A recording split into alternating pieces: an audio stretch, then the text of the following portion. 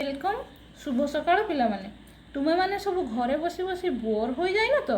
निश्चित भाव में बोर हो जीवनी कारण एबे सारा विश्व को कोरोना रूपक महामारी तार माया जाल संपूर्ण भाव में घोड़े रखी जहाँफल कि तुम्हें मैंने सब ना सांगसाथी मान सहित खेलवा टे जापार ना बापा माँ सहित मौज मजलिस टे कर ना कुआड़े बुलवाक भी जापार। ठीक अच्छे पिला माने तुमको आज गोटे सुंदर गप कहबी जहाँ को शुणी तुम्हें केते कथा जानिबा सहित खूब खुशी अनुभव करिवो। गपटी किंतु को बुढ़ी असुरुणीर नुहे कि को अवलोकनार कहानी नुहे तुम पाठ्य पुस्तकर स्थानित होइथिबा गपटीए। ताहले आस पिला माने प्रथमे आमे गपटी को किए लेखिचंती तांको विषय रे किछि जानिबा। गपटी को लेखिचंती श्रीजुक्त मनोज दास जी के जने शिशु साहित्यिक भाव घरे घरे परिचित। लेखक परिचय श्री मनोज दास 1934 मसीहा फेब्रुआरी मास 27 तारिख में जन्मग्रहण करते। ओडिशा साहित्य एकाडेमी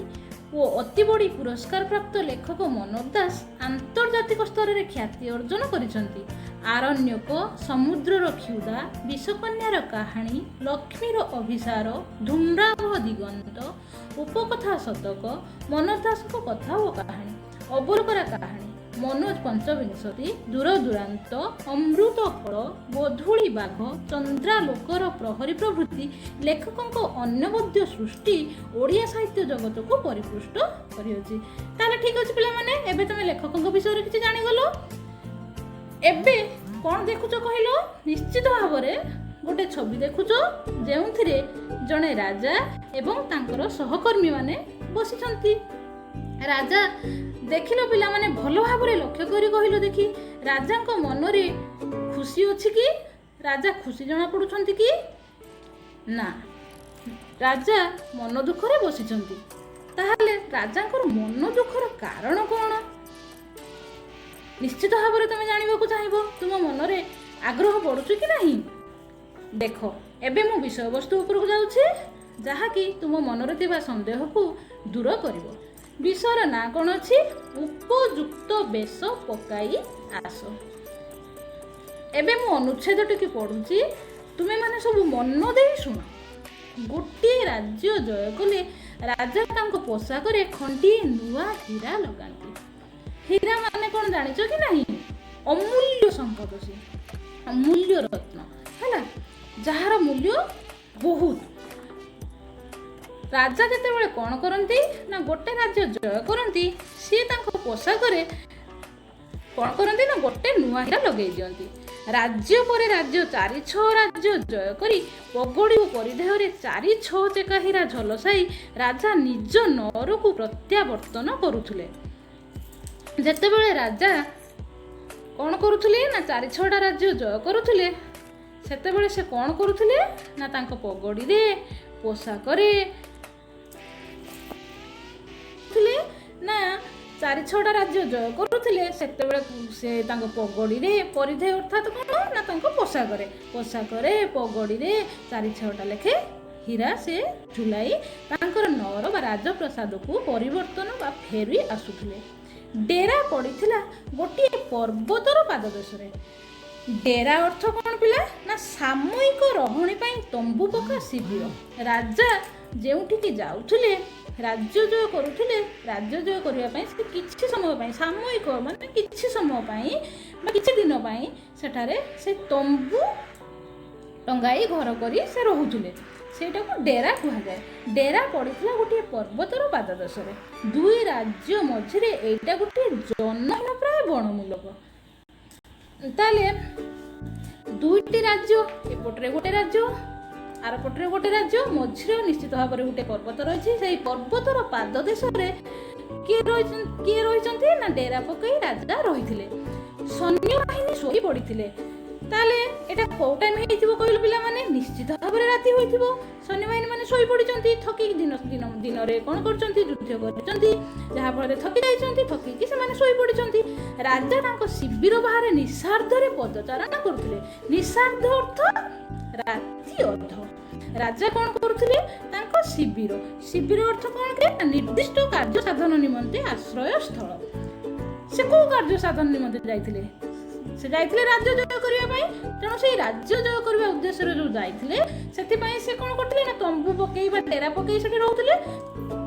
सेटा हला शिविर तेणु से कौन करथिले सैन्य बाहिनी माने सोई पड़थिले किंतु राजा कौन करथिले ना से तांकर तंबू बा से जो अस्थायी घर थिला से अस्थायी घर बाहरे राति अधरे पदचारणा माने पादरे चालुथिले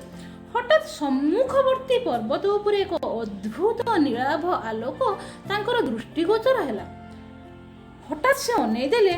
आगरे थिबा पहाड़ उपरे गोटे आश्चर्य रंगर नील लाइट गोटे तांको देखादेला तांको हृदय विस्मय चमक एवं आनंदरे भरीगला